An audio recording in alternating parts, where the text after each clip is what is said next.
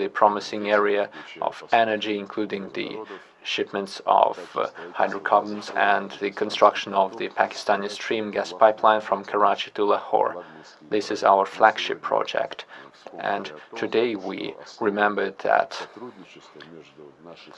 the cooperation between our country and Pakistan was originated by the grandfather of the distinguished minister, Mr. Bhutto, who, as a Minister of Energy in December 1960, visited Moscow, where he signed an agreement on the cooperation and the mutual exploration of the oil deposits. A most important area of joint efforts, as discussed today in many details, is the fight against terrorism.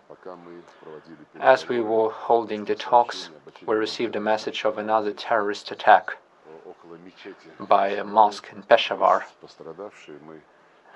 Several people were injured and there were victims, and we join the words of condolences, and we insist that the fight against terrorism should be more active all over the world, without any double standards and without attempts to play with the terrorist groups for the sake of achieving someone's political goals.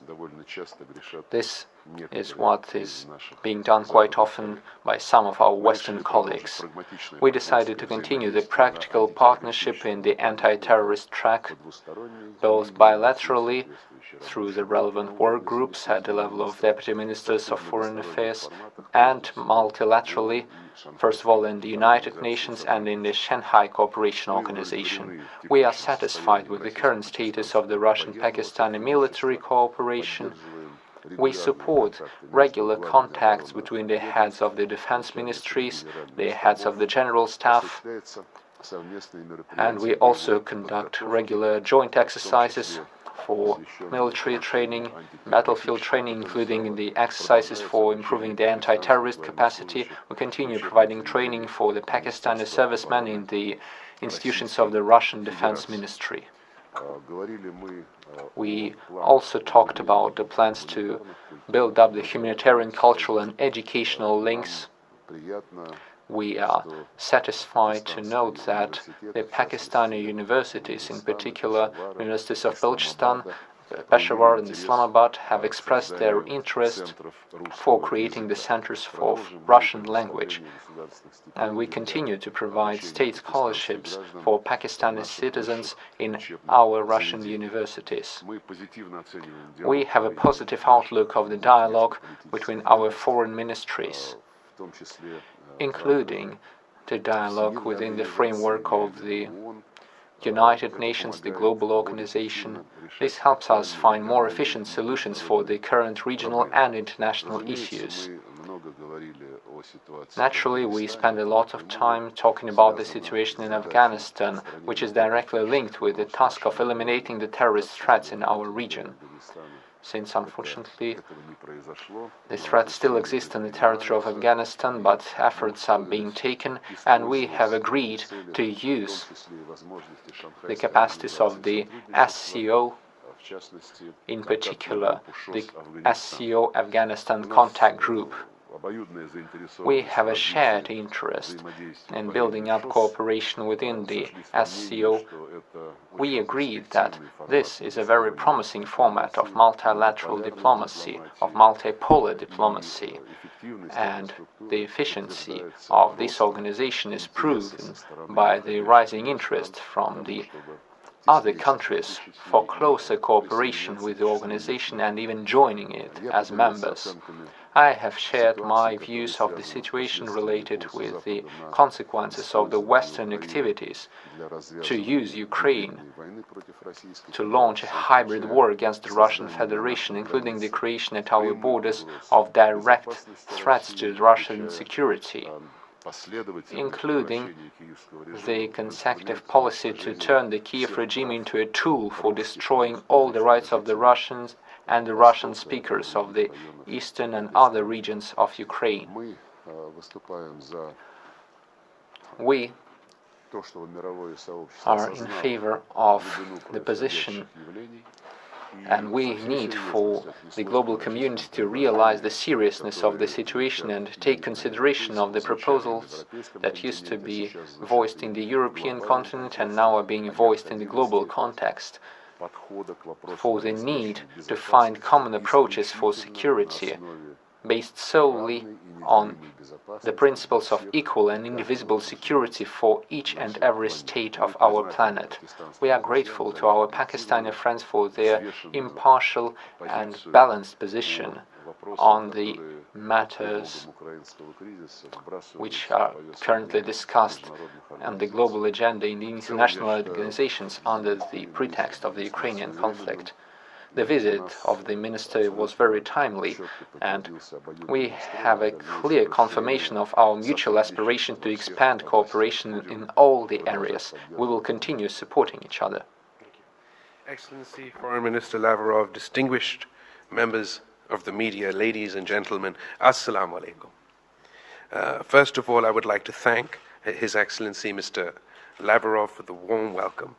I am pleased to observe that my visit is taking place in the year which marks the 75th anniversary of the establishment of diplomatic relations between Pakistan and Russia. Today we had a friendly, detailed and productive discussion on all aspects of our bilateral relations as well as regional and global issues. Strengthening relations with the Russian Federation remains an important priority for Pakistan. We believe that Pakistan-Russia relations not only serve our respective national interests, but also contribute to regional and global stability and security. We intend to intensify cooperation with Russia in the areas of trade, economy, security, counterterrorism, defense, as well as cultural, educational, and people-to-people contacts. Last year in September, Prime Minister Shehbaz Sharif and President Vladimir Putin had a successful summit meeting in Samarkand.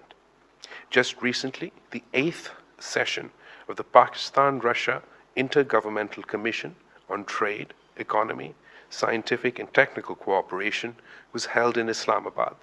The IGC covered a wide agenda encompassing economic, trade, and especially energy cooperation.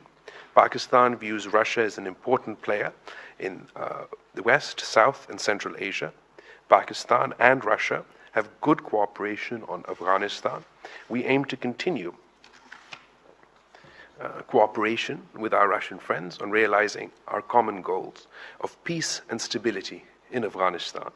We also discussed bilateral cooperation at multilateral fora, especially within the United Nations and the Shanghai cooperation.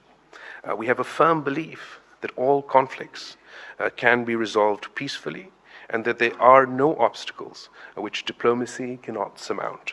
The Ukrainian conflict is no exception. Developing countries like Pakistan are facing negative consequences in terms of its economic impact. We trust that the strong tradition of diplomacy of the Russian state will help achieve a peaceful resolution of the conflict. I would like to thank once again my gracious host, Minister Lavrov, for his invitation.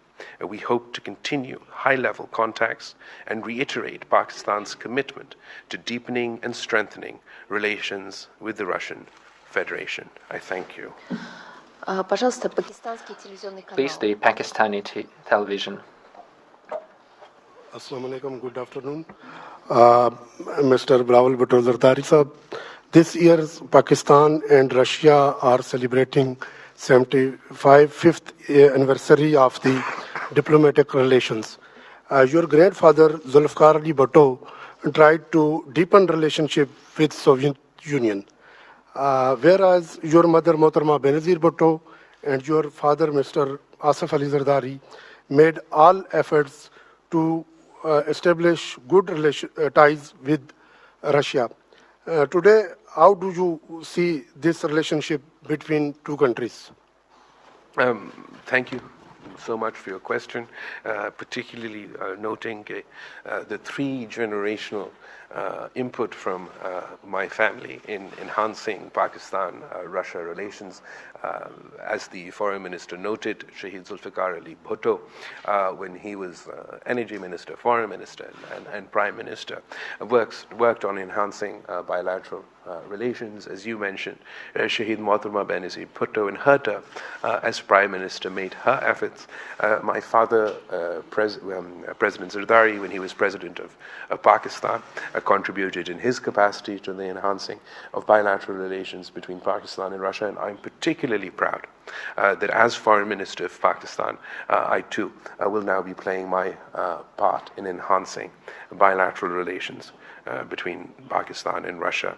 The 75th anniversary of our diplomatic relations is a happy occasion, and we plan on commemorating it in a befitting manner.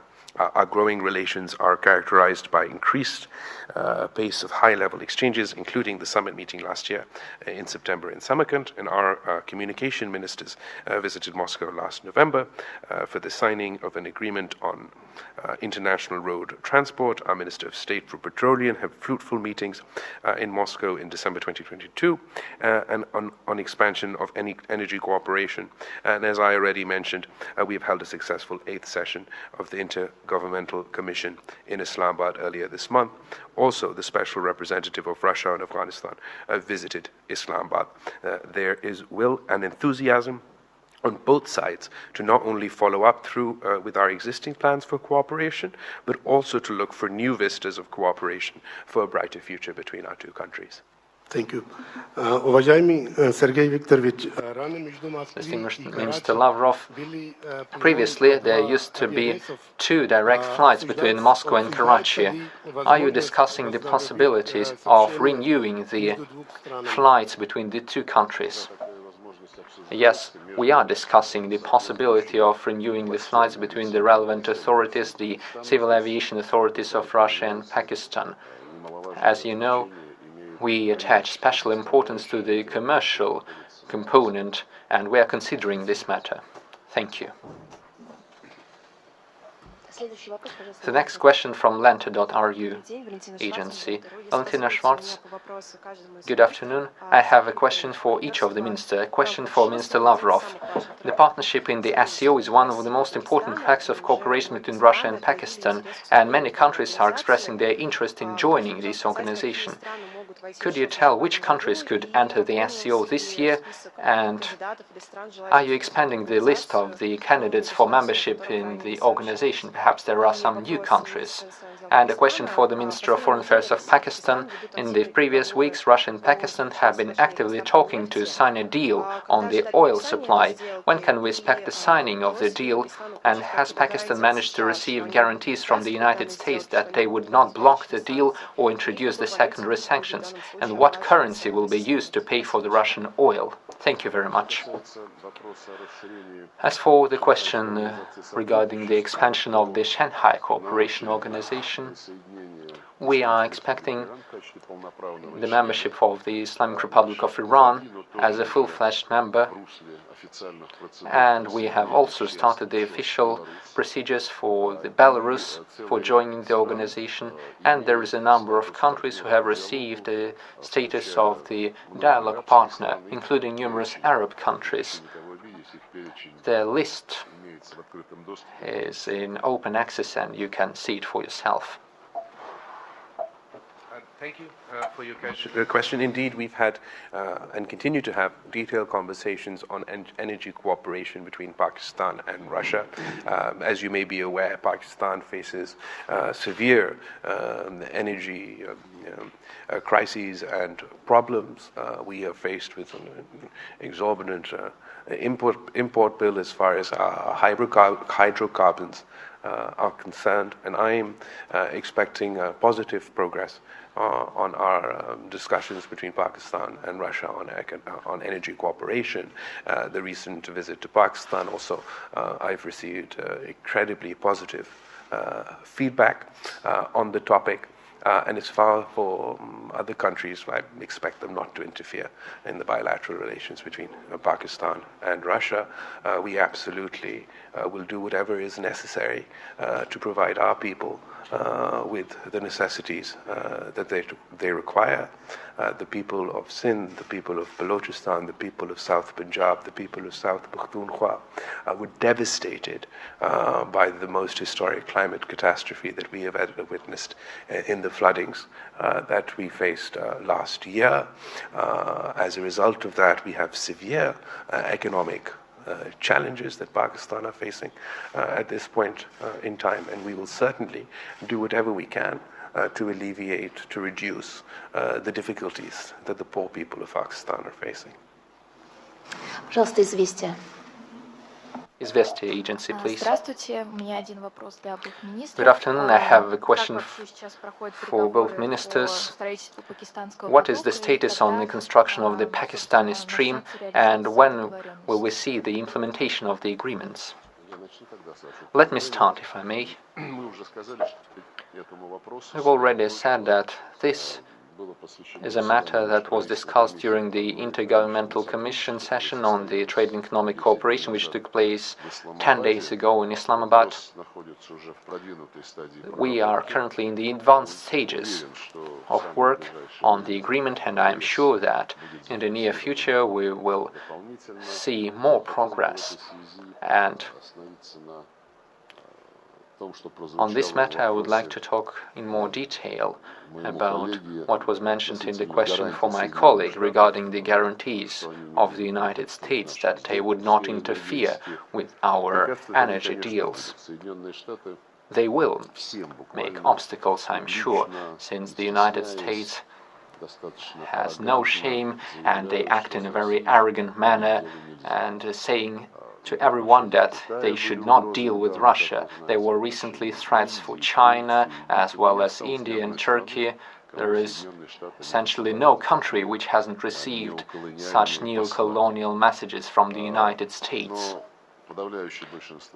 But at the same time, the vast majority of the countries, including our friends from Pakistan, as mentioned once again by my colleague, are first of all guided by their legitimate national interests, the interests of developing their own economy, the interest of helping their people, providing them with all the necessities, including energy. But we know what actions can be used by our Western colleagues. These are not only the threats of secondary sanctions, they also resort to terrorist attacks, as it happened with the explosion of the Nord Stream and Nord Stream 2. Remember, as soon as that happened, an hour or two later, the former Minister of Foreign Affairs of Poland, Mr. Sikorski, immediately wrote a tweet saying thank you to the United States of America. He quickly removed the tweet, but as it turns out, the truth cannot be hidden. And recently speaking in Congress, Madam Victoria Nuland, the Deputy Secretary of State, said that last year numerous senators and she personally and the State Department were happy to note that the Nord Streams had turned into a pile of metal at the bottom of the Baltic Sea. This is quite a ridiculous confession, but what's even funnier is the words of Mr. Olaf Scholz in his interview that was released yesterday in one of the German newspapers. He was asked when the investigation would be over, and he said that the explosions took place in the waters of Sweden and Denmark, that the investigation was difficult and it was still going on, and in countries that respect the rule of law, like Germany, the officials shall refrain from any suppositions and only speak out when they have the solid proof. That was a quote from Olaf Scholz. Let me draw your attention to the fact that no one was even thinking of following the advice of Mr. Scholz and the principle, which is valid in all the states, The majority of the countries of the European Union, under the pressure from the United States and United Kingdom, were introducing sanctions for the so-called poisoning in Salisbury, for which there was no proof, and dozens of our official requests through the international conventions were simply ignored in connection with this case. And Germany was also not cooperating with us on the supposed poisoning of Alexei Navalny. There were no documents which could confirm the accusations that they made against us in regard to this poisoning, and I really hope that Germany, guided by the principles of rule of law, will follow its principles in reality. And the United States as well, I hope, will comply with international law in accordance with their role in the global arena. As far as the backstream or our broader energy cooperation, the unity government in Pakistan is committed to meet the needs, the energy needs and other needs of the people of Pakistan, come what may. We've had detailed discussions on this, and we're hoping to see progress as far as interference is concerned. Mr. Minister, many foreign ministers will stand next to you and perhaps emphasize the divisions internationally. Pakistan sees itself as a bridge builder.